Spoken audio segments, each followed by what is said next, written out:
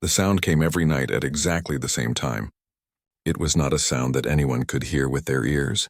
Instead, it lived inside their heads, pushing against their minds like a wave of pure sadness. The feeling made people cry without knowing why. It made them unable to sleep. It made them feel like something precious had been lost forever. Gia pressed her hands against her ears even though she knew it would not help. The weeping was not something ears could block out. She sat on her small bed in the servants' quarters, watching the other human maids and workers struggle with the same terrible feeling. Some of them were crying. Others just stared at the walls with empty eyes. This was her first week working in the imperial wing of the palace. Gia had been so excited when she received the assignment. The Veltharian Empire controlled hundreds of planets, and their capital world was supposed to be the most beautiful place in the galaxy. The palace itself was made of crystal that caught the light of 3 suns and turned it into rainbows. But nobody had told her about the weeping. How long does it last? Gia asked the woman on the next bed. Her name was Bora, and she had worked in the palace for 2 years. Another hour, maybe 2, Bora said quietly. Her eyes were red from crying. It has been happening for 6 months now. Every single night. What is it? Gia asked. The Emperor's dragon.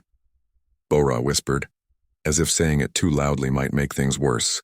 Something is wrong with it. The Veltharians say the dragon is sick with grief, but their healers cannot fix it. Gia had seen the dragon once from very far away.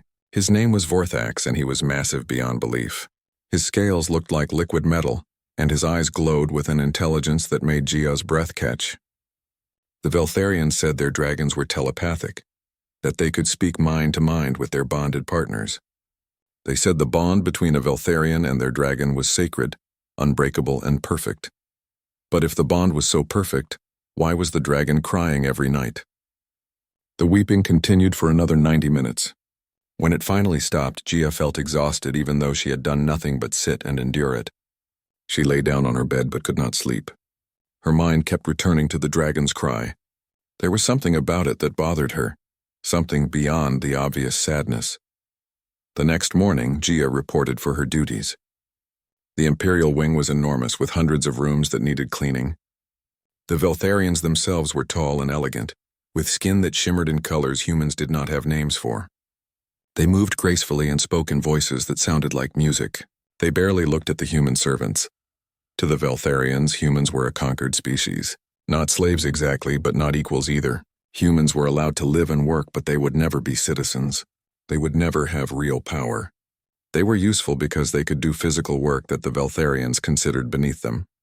Gia cleaned floors, washed windows, and changed bedding in rooms she was not allowed to enter when the owners were present. She worked alongside other humans and tried to learn the layout of the massive palace. By the 3rd night, she had figured out where the dragon's chamber was located.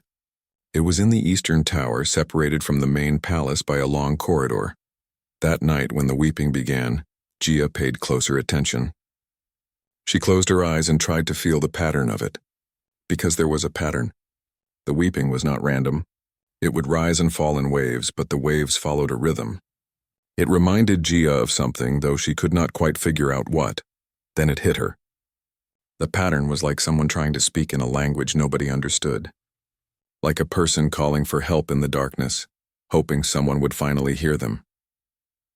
On her 4th night in the palace, Gia made a decision that she knew was probably stupid. When her shift ended and the other servants went to their quarters, she went in the opposite direction. She walked through the crystal corridors, her heart beating fast, expecting guards to stop her at any moment. The palace was beautiful at night. The walls glowed softly with their own light, and the floors reflected the stars visible through the ceiling. Gia had never seen anything like it on Earth, but she was not here to admire the architecture. She found the corridor that led to the dragon's chamber. There were supposed to be guards, but she had timed her walk to coincide with the shift change. She had learned that much from watching the patterns of the palace. For 5 minutes, nobody would be watching this particular hallway. Gia walked quickly, her soft shoes making no sound on the crystal floor.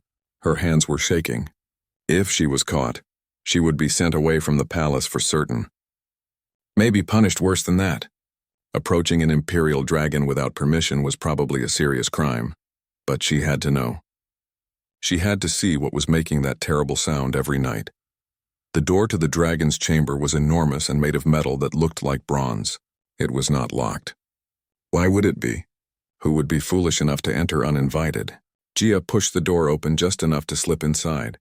The chamber was vast, at least 100 meters across, with a ceiling that disappeared into shadows above. The floor was covered in something soft that felt like sand but glowed faintly blue. And in the far corner, curled into a ball like a cat, was Vorthax. He was even bigger up close. Each of his scales was the size of Gia's hand.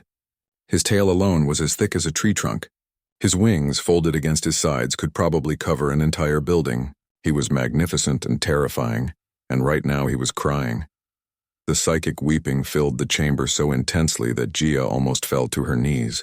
It was like standing in the middle of a storm made of sadness. She forced herself to take a step forward, then another. Vorthax's enormous head lifted. One huge eye, glowing like a star, focused on her. Gia froze. Her mind went blank with fear. The dragon could kill her without even trying. One breath of his fire, one swipe of his claws, and she would be gone. But Vorthax did not attack. Instead, something incredible happened. The weeping stopped. The sudden silence was so complete that Gia could hear her own heartbeat. She stared at the dragon, and the dragon stared back at her. She could feel his attention on her, not threatening but curious. Surprised even. Then Vorthax made a sound that Gia had never expected. A deep, rumbling purr that seemed to vibrate through the floor beneath her feet. The sound was warm, almost happy. The dragon uncurled slightly, his massive head tilting to one side as if asking a question. Gia did not know what to say. She did not know if the dragon could even understand human speech, but she found herself whispering, "Are you lonely?" Vorthax's eye brightened. The purring grew louder, and Gia suddenly understood what nobody else had figured out. This magnificent creature, bonded to the most powerful being in the Empire, was utterly and completely alone.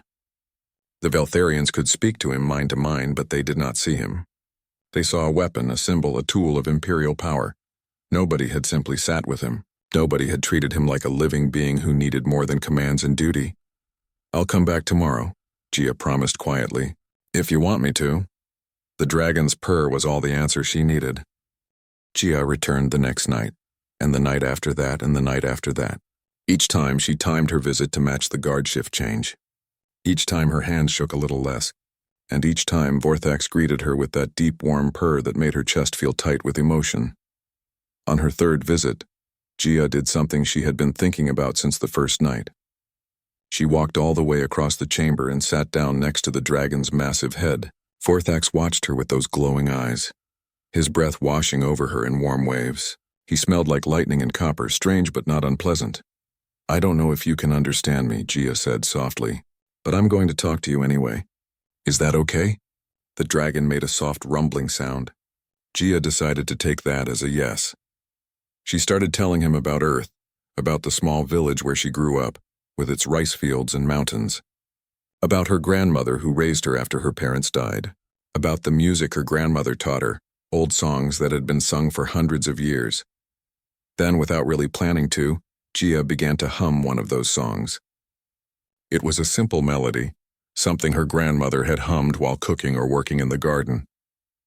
The song had no words, just a tune that felt like home. Vorthax went completely still. His eyes closed and his breathing slowed. The tension that Gia had noticed in his massive body seemed to melt away. When she finished the song, the dragon opened one eye and looked at her with such obvious contentment that Gia felt tears prick her eyes. "You like that?" she whispered. Vorthax's tail moved slightly, wrapping partway around Gia like a protective barrier. The scales were warm against her back. Gia reached out slowly and placed her hand on the dragon's snout. His scales felt smooth and impossibly strong beneath her palm. "Nobody touches you, do they?" Gia said quietly. "The Veltharians, they talk to you with their minds, but they don't do this." That night, the palace did not hear any weeping. The servants in their quarters looked at each other in confusion and relief. For the first time in 6 months, they slept peacefully, but Gia's secret could not stay hidden forever. Hyunwoo was 28 years old and had worked in the palace for 3 years. His job was to repair and maintain the environmental systems that kept the massive building functioning. It was complicated work that took him all over the palace, often at odd hours. On Gia's 5th visit to Vorthax, Hyun-woo was working on a climate control unit in the corridor near the dragon's chamber. He had his tools spread out and was deep in concentration when he heard the door to the chamber open slightly. He looked up and saw a young woman with a maid's uniform slipping through the door. Hyun-woo's first thought was that she must be lost. His second thought was that she was going to get herself killed. He abandoned his tools and hurried to the door, pushing it open as quietly as possible. What he saw inside made him freeze in complete shock. The human maid was sitting on the floor next to the Emperor's dragon. Not cowering in fear, not standing at a respectful distance. She was sitting right beside Vorthax's massive head, with the dragon's tail wrapped loosely around her, and she was stroking his scales while humming a song. And Vorthax, the dragon who could incinerate battle fleets and who had been weeping psychically every night for 6 months, looked completely at peace. His eyes were half closed and he was making a sound like a giant cat purring. Hyun-woo stood there with his mouth open, unable to process what he was seeing. It went against everything he had been told about Veltharian dragons. They were bonded to their riders through powerful psychic connections. They were weapons of war, symbols of imperial power. They were not supposed to act like pets being comforted by a maid. Gia must have sensed his presence because she turned around quickly. Her eyes went wide with fear when she saw him. "Please," she whispered urgently. "Please don't report me." Hyun-woo should have reported her immediately. It was his duty, but he found himself walking into the chamber instead, staring at the impossible scene before him. "How long have you been doing this?" he asked. 5 nights, Gia admitted. "I know it's forbidden, but he was so sad. I just wanted to help." He stopped crying, Hyun-woo said slowly. "The weeping stopped 5 nights ago." "I know." Vorthax opened both eyes fully now, regarding Hyun-woo with an intensity that made him want to run. But the dragon made no aggressive moves. Instead, he seemed almost curious about this new human. "What are you doing to him?" Hyun-woo asked. "What technique are you using?" Gia laughed, though it sounded a bit shaky. "No technique. I just sit with him. I talk to him. I sing sometimes. I treat him like he's a person, not a weapon. That's it?" "That's it." Hyun-woo shook his head in disbelief. The Veltharian Empire had the most advanced psychic healers in the known galaxy. They had tried everything to help Vorthax, using technology and mental abilities that humans could barely understand. And this maid had succeeded where they all failed by simply sitting and singing. "The Veltharians are going to find out eventually," Hyun-woo said. "When they do, this won't end well for you." "I know," Gia said quietly. "But I can't stop now." "Look at him," Hyun-woo looked. Vorthax's eyes were bright and alert. His body language showed none of the tension and distress that had been obvious for months. The dragon looked happy. "You're going to need help," Hyun-woo said finally. "The guard schedule, the sensor patterns, the times when different nobles move through the palace. You need to know all of that to keep doing this safely." Gia stared at him. "You're going to help me?" "I must be crazy," Hyun-woo muttered. "But yes, someone needs to make sure you don't get caught and executed." Over the next few weeks, Hyun-woo became Gia's accomplice and co-conspirator. He mapped out the safest times for her to visit. He discovered which sensors he could temporarily disable without triggering alarms. He even started accompanying her sometimes, standing guard while she spent time with Vorthax. The dragon seemed to enjoy having 2 humans to interact with. Hyun-woo was less comfortable with the physical contact than Gia, but he learned to tolerate Vorthax sniffing at him with obvious curiosity. He started bringing small gifts, things he thought a dragon might like, shiny pieces of metal, interesting rocks. Once he brought a portable music player with recordings of Earth music. Vorthax loved the music. He would rest his enormous head on the floor and listen for hours, his eyes glowing softly in the darkness. "He's been alone," Gia said one night while they sat beside the sleeping dragon. "The Emperor might be bonded to him, but that's not the same as having company. The Veltharians are all about duty and control. Nobody just spends time with him." "The Emperor must notice something," Hyun-woo said.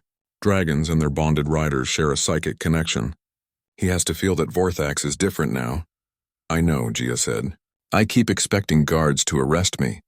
But maybe the Emperor doesn't care how it happened, as long as his dragon stopped crying." That theory lasted exactly 2 more nights. On the 43rd night after Gia's first visit, she entered the dragon's chamber at the usual time. Hyun-woo was with her, carrying a bag with some new music recordings. They were laughing about something one of the other servants had said at dinner. The laughter died in their throats when they saw who was waiting for them in the chamber. Emperor Kavin stood next to Vorthax, one hand resting on the dragon's neck. He was tall even for a Veltharian, with skin that shimmered like mother of pearl and eyes that glowed with barely contained power. He wore simple robes rather than his formal regalia, but there was no mistaking who he was. The most powerful being in 300 star systems was staring directly at them. "So," the Emperor said, his voice carrying a musical quality that all Veltharians possessed, "you are the ones who have been visiting my dragon without permission." Jia and Hyunwoo dropped to their knees immediately. Jia's mind raced through possibilities, all of them bad. Execution, imprisonment, being sent to a prison colony on some airless moon. "Your Majesty," she started to say, but Kavin held up one hand for silence. "I am not here to punish you," he said. "Yet first I want answers. My dragon has been suffering for 6 months. The best healers in the Empire could not help him. Then suddenly, 43 days ago, he stopped weeping. I felt the change through our bond. Vorthax became content, almost happy, so I investigated." The Emperor walked slowly around them, his footsteps making no sound. "Imagine my surprise when I discovered that a human maid had been secretly visiting him. That she succeeded where my psychic masters failed. So tell me, human, what technique did you use? What secret power do you possess?" Jia swallowed hard. "No power, Your Majesty. No technique. I just sat with him and kept him company." Kavin stopped walking. "That's all?" "Yes, Your Majesty. You expect me to believe that simple presence succeeded where advanced psychic healing failed?" "I don't expect you to believe anything," Jia said quietly. "But it's the truth."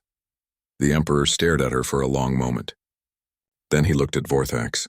The dragon was watching the exchange with obvious interest, his tail now positioned protectively near Jia and Hyunwoo. "Show me," Kavin commanded. Jia had never been more terrified in her entire life, but she forced herself to stand up and walk toward Vorthax. The dragon's eyes followed her movements, and when she reached his side, he made that familiar rumbling purr that had become her favorite sound. She sat down next to his massive head, just like she had done every night for the past 43 days. For a moment, she was too aware of Emperor Kavin watching them. Her hands trembled as she reached out to touch Vorthax's scales. "Breathe," Hyunwoo whispered from where he still knelt on the floor. "Just do what you always do." Jia took a deep breath and closed her eyes. She tried to forget that the Emperor was there. She focused only on Vorthax, on the warmth of his scales and the steady rhythm of his breathing. She began to hum, the same old song her grandmother had taught her. The effect on Vorthax was immediate. His entire massive body seemed to relax. He shifted his position slightly so that his head rested more comfortably near Jia. His tail moved to curl loosely around her again. The purring grew louder, filling the entire chamber with a sound like distant thunder. Jia opened her eyes and looked at the Emperor. Kavin was staring at his dragon with an expression she could not quite read. Surprise, maybe? Or confusion, or something deeper that looked almost like pain. "He never does that with me," Kavin said quietly. "Does what, Your Majesty?" Jia asked. "Any of it. The purring, the touching, that look of complete contentment." The Emperor's voice was controlled, but Jia thought she heard something underneath it, something that sounded like hurt. "We are bonded. I can feel his thoughts and emotions, but he has never looked at me the way he looks at you right now." Jia did not know what to say to that. How could she explain to this powerful Emperor that maybe his dragon needed something beyond their psychic bond? "May I ask you something, Your Majesty?" she said carefully. "You may." "When you interact with Vorthax, what do you do?" Kavin frowned slightly. "I give him commands. I share my thoughts and feelings through our bond. I ensure he is healthy and well-trained. What else would I do? Do you ever just sit with him? Without any purpose or duty? Why would I do that?" Jia took a breath and decided that if she was going to be punished anyway, she might as well speak the truth. Because maybe he doesn't need a master all the time. Maybe sometimes he just needs a friend. The silence that followed was so complete that Jia could hear her own heartbeat. She expected anger. She expected the Emperor to have her removed from the palace immediately for her disrespect.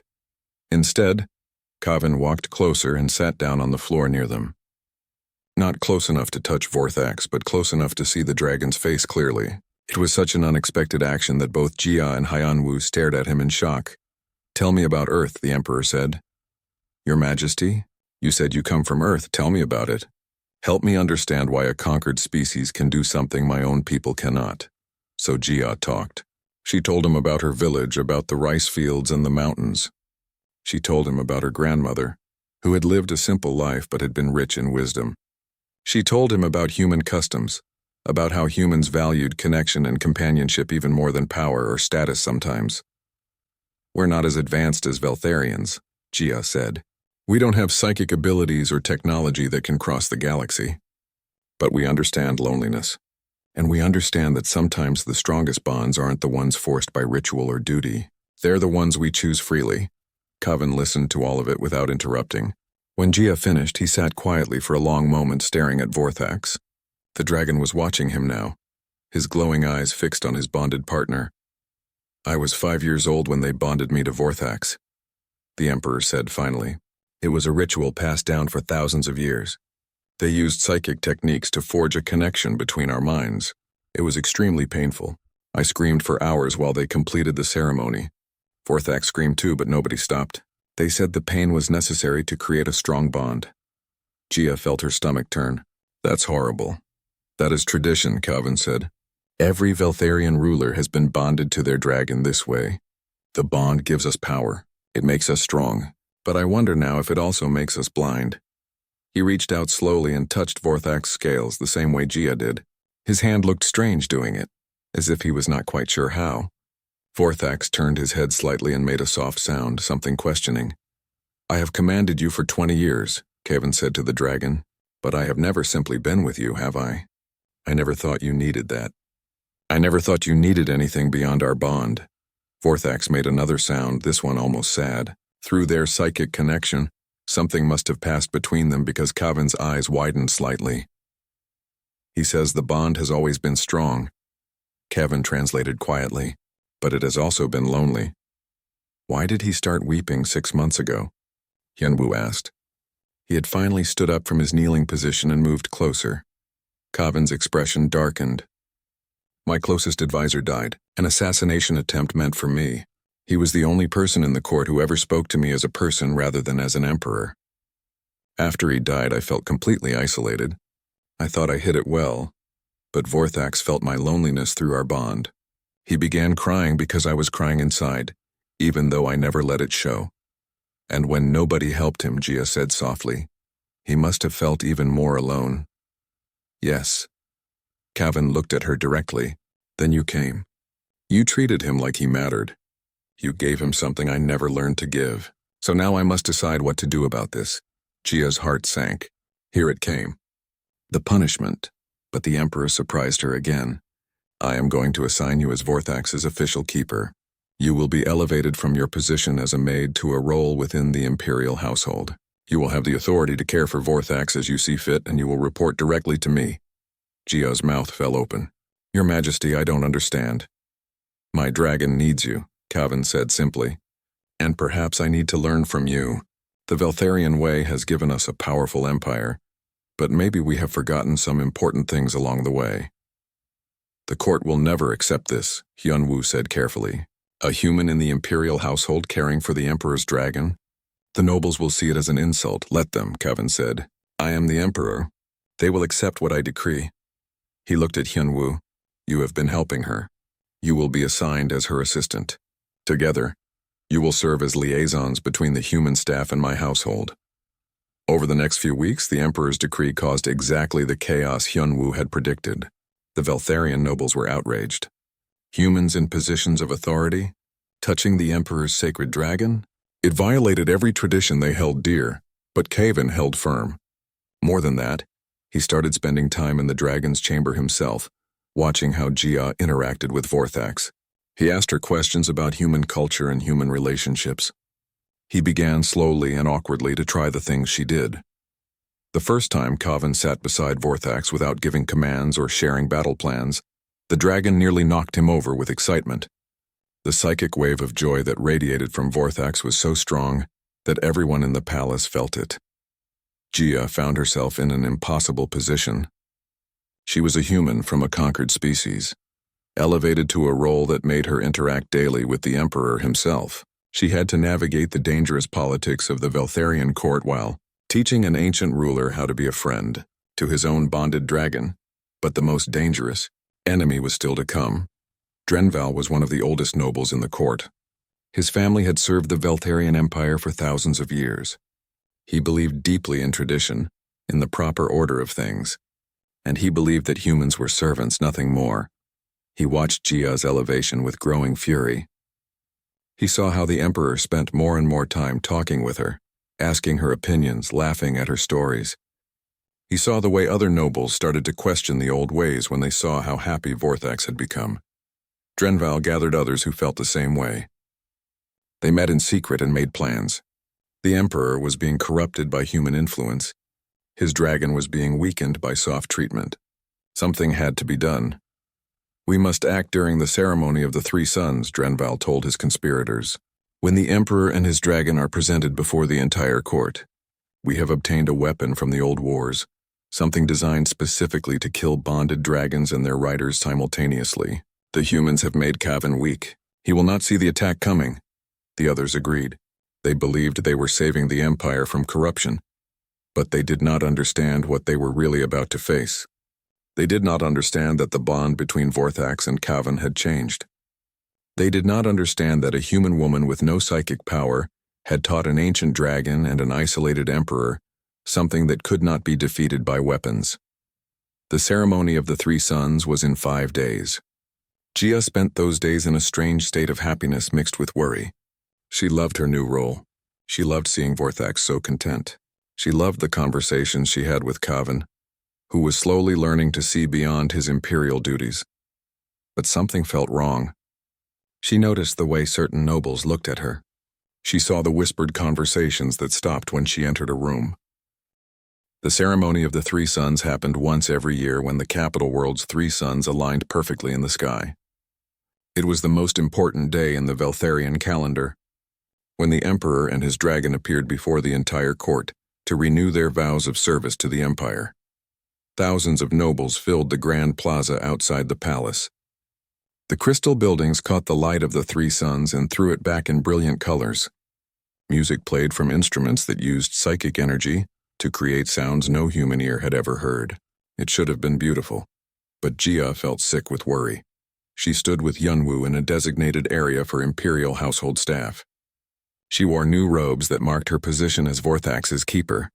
Though they felt strange and uncomfortable, many of the Veltharian nobles stared at her with open hostility. She tried to ignore them and focus on Vorthax. The dragon stood on a raised platform next to Emperor Cavan. Both of them wore ceremonial decorations that caught the sunlight. Vorthax's scales had been polished until they shone like mirrors. He looked magnificent and powerful, every bit the legendary creature that humans had feared when the Veltharians first came to Earth. But Gia could see the tension in his body. His tail kept twitching. His eyes moved constantly, scanning the crowd as if looking for danger. Through his bond with Cavan, the Emperor must have felt it too, because his hand rested on Vorthax's neck in a gesture that looked protective rather than commanding. The ceremony began with traditional chants. The nobles responded in perfect harmony, their psychic abilities allowing them to synchronize their voices in ways that humans could never match. Then came the moment when the Emperor would speak, renewing his promises to lead the Empire with wisdom and strength. Cavan stepped forward. His voice carried across the plaza without needing amplification. "Today, as we have done for thousands of years, I stand before you with my bonded dragon to pledge my service to the Veltharian Empire." The crowd responded with a psychic pulse of approval that Gia felt as a warm pressure in her mind. "But today, I also wish to speak of something new," Cavan continued.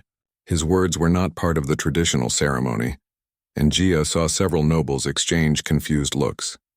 "Over the past months, I have learned something important about the nature of strength and leadership." Cavan's hand moved to rest on Vorthax's head in a gesture that Gia recognized. It was the way she touched the dragon, gentle and affectionate rather than commanding. "I learned that true power does not come only from dominance and control. It also comes from understanding, from connection, from the courage to be open and honest even with those we lead." "What is he doing?" Hyunwoo whispered to Gia. "This isn't part of the ceremony." "I don't know," Gia whispered back. Her heart was pounding. I learned this lesson from an unexpected source, Kevin said. From a human who showed me that my dragon needed more than commands and duty. Who taught me that the strongest bonds are built on choice and mutual respect. A wave of shocked whispers ran through the crowd. Some nobles looked angry. Others looked confused. And a few, Gia noticed with growing fear, looked pleased in a way that made her skin crawl. That was when she saw Drenval. The old noble stood near the front of the crowd and he was smiling. Not a happy smile, but the satisfied smile of someone whose plan was working perfectly. Something is wrong, Gia said urgently to Hyunwoo. We need to warn the Emperor. But it was too late. The attack came from 5 different points in the crowd simultaneously. Drenval and his conspirators raised weapons that looked like twisted pieces of metal, and they all pointed them at the platform where Kavan and Vorthax stood. The weapons fired beams of purple energy that seemed to tear through the air itself. They converged on the platform, designed to strike both Emperor and Dragon at the same moment. It was a weapon from an ancient war, forbidden for thousands of years because it could kill a bonded pair together. Vorthax moved with speed that shocked everyone. He threw himself in front of Kavan, his massive wings spreading to shield his bonded partner. The purple beam struck him full force and the dragon's scream tore through every mind in the plaza. It was not a psychic weeping like the nights when he had been sad. This was pain and terror and the feeling of life being ripped away. Gia fell to her knees, her hands pressed to her head, unable to think through the psychic agony. Guards were running toward the conspirators, but it did not matter. The damage was done. Vorthax collapsed on the platform, his massive body crashing down with a sound like thunder. His scales were smoking where the beams had hit him. Through the bond, Kavan was screaming too, falling beside his dragon. Time seemed to slow down. Gia looked at Vorthax's huge body, saw his eyes dimming, felt the psychic presence that had become so familiar starting to fade. He was dying. In minutes, maybe seconds, he would be gone. And Kavan would die with him because that was how the bond worked. Something inside Gia broke open. She did not think about what she was doing. She did not think about whether it would work or whether it was even possible. She just ran. She pushed through the crowd and up onto the platform. Guards tried to stop her, but she dodged them with a desperation that gave her strength. She reached Vorthax and threw herself across his massive head, her small body looking tiny against his scales. "Don't you dare die," she sobbed. "Don't you dare leave."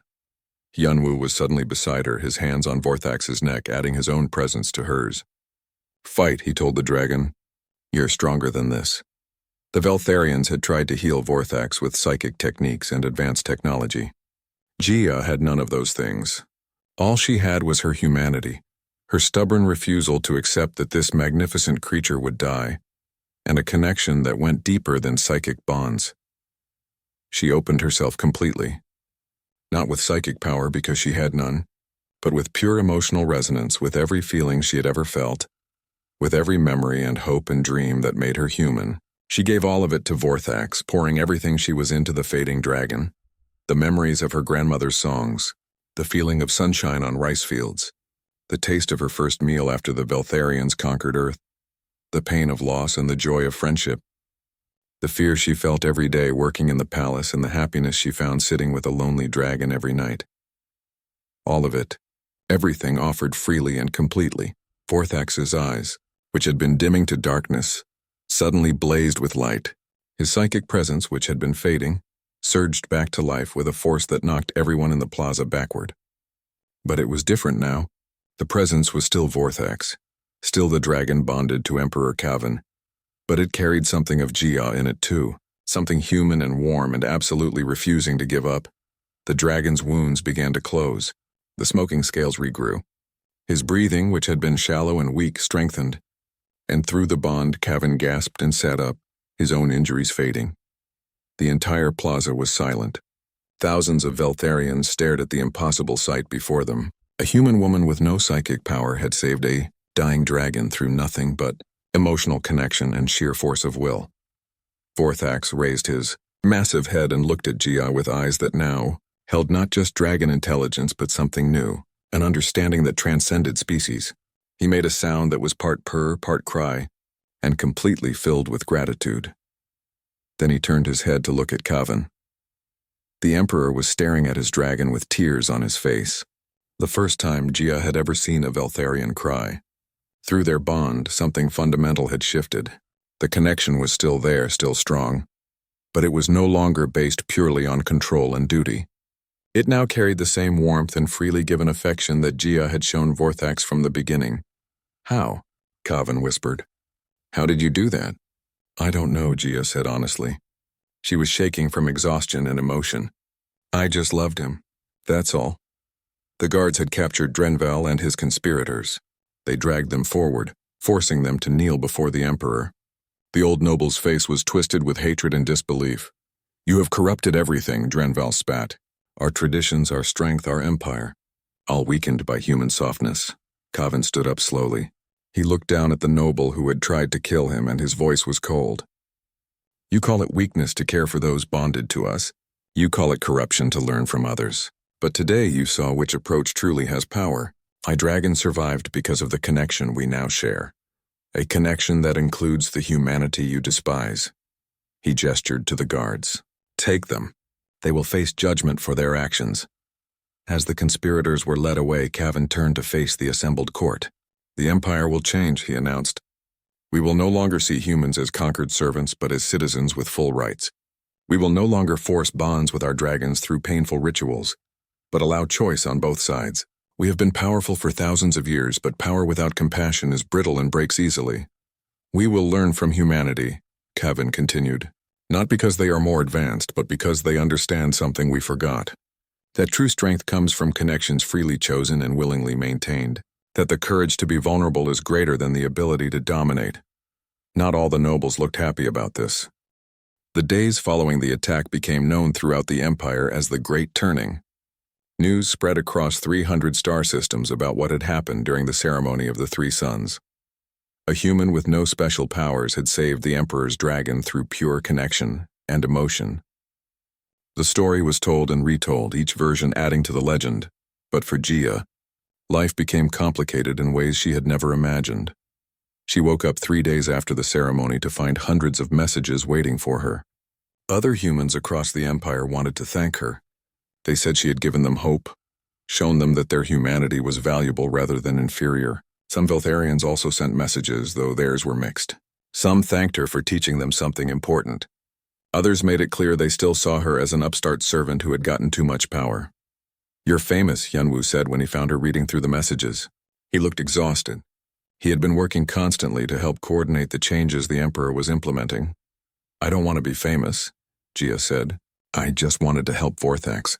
Too late for that now. You're a symbol whether you like it or not." Emperor Kavin had moved quickly after the ceremony. He established new laws that changed the status of humans throughout the Empire. They were no longer classified as conquered people, but as citizens with the right to own property, to testify in courts, to hold positions of authority. The changes came so fast that the imperial administration struggled to keep up. But changing laws was easier than changing minds. Many Veltharians still believed in the old ways. They followed the new laws because their emperor commanded it, but they did not accept them in their hearts. Gia could see it in how they looked at her, in the stiff politeness they showed when they had to interact with her. "Change takes time," Kavin told her one evening when she expressed her frustration. They were sitting in Vorthax's chamber, which had become a regular meeting place for the three of them. "My people have believed in their superiority for thousands of years. It will not disappear overnight. But what if it never changes?" Gia asked. "What if there are always people who want things to go back to the old ways?" "Then we keep working," Kavin said simply. "We show them through our actions that the new way is better. We prove that strength and compassion can exist together." Vorthax made a rumbling sound of agreement. The dragon had been different since the ceremony. His psychic presence felt warmer, more open. The bond he shared with Kavin had deepened in ways that amazed both of them. And his connection to Gia had become something unique, a bridge between species that scholars were still trying to understand. "How does it feel?" Gia asked Kavin one day. "The new bond, I mean." The Emperor thought about it for a moment. "Before I could feel Vorthax's emotions and thoughts, but it was like looking at them through a wall. I could see them but not truly understand them. Now after what you did, the wall is gone. I feel what he feels. I understand why he needs connection and companionship. not just commands. It has made me a better partner to him. And a better emperor? Hyunwoo asked. He had joined them for the evening, as had become his habit. I hope so, Kevin said. I find myself questioning things I never questioned before. Why do we do things the way we do them? Is it because it's the best way or just because it's tradition? Your people have taught me to ask those questions. The changes extended beyond just human rights. Kevin also reformed how young Veltharians were bonded to their dragons. The painful forced rituals were stopped. Instead, young dragons and young Veltharians were allowed to meet naturally, to choose their partners based on genuine connection rather than ceremony. Some nobles complained that this would weaken the bonds, but early results showed the opposite. The freely chosen bonds were stronger and healthier than the forced ones had ever been. Jia's official role expanded beyond just caring for Vorthax.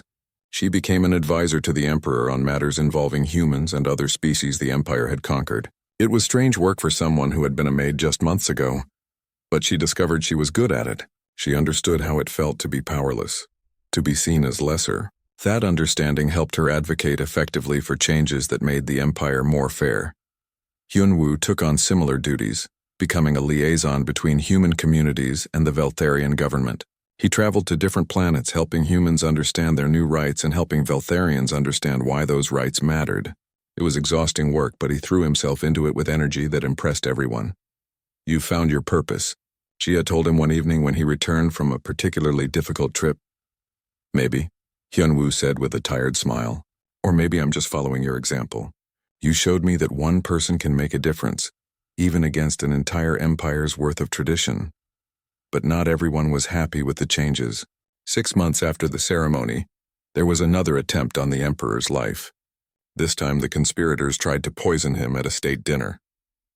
The attempt failed because Vorthax sensed the danger through their enhanced bond and warned Kevin before he could eat the contaminated food. The conspirators were caught and punished, but the incident reminded everyone that change created enemies. Some Veltharians would rather see their empire fall than accept humans as equals. "It's going to be a long fight," Kevin said after the second assassination attempt. He, Jia, Hyunwoo, and Vorthax were gathered in the Dragon's Chamber, which had become their unofficial planning room. "There will be more attempts. More resistance. Are you prepared for that?" "Are you?" Jia asked him directly. Over the months, she had grown comfortable speaking frankly with the Emperor.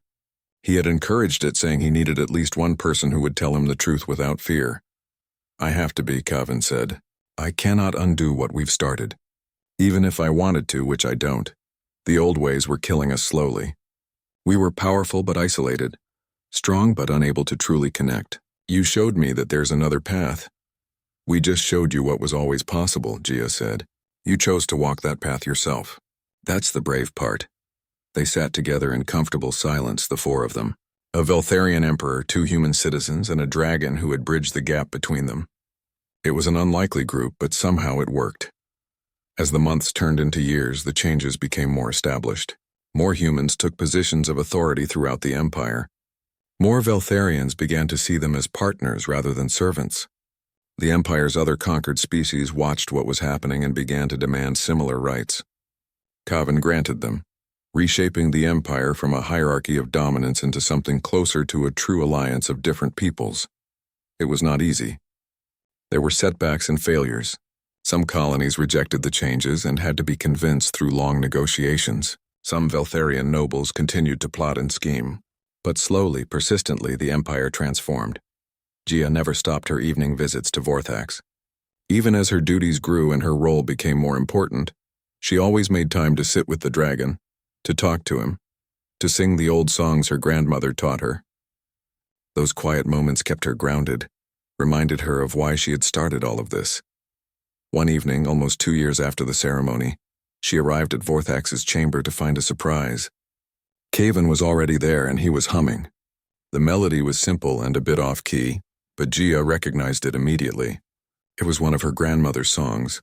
"You're learning human music," she said with delight. Kevin looked slightly embarrassed, which was unusual for an emperor. "Vorthax likes it when you sing. I thought I should learn so I could do it too when you're not here, though I'm not very good at it." "You're doing fine," Jia said, sitting down beside him. "The important part isn't being perfect. It's making the effort."